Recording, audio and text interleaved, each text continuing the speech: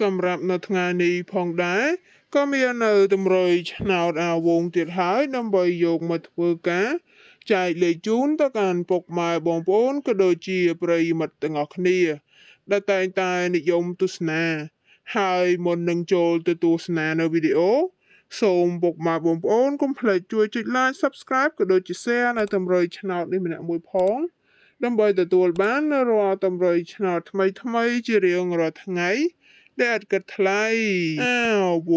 ងសូមលេខឆ្នោត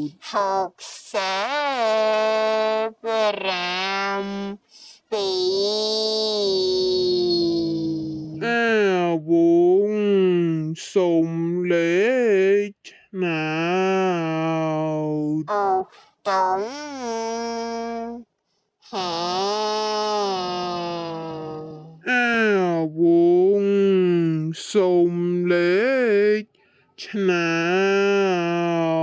ត58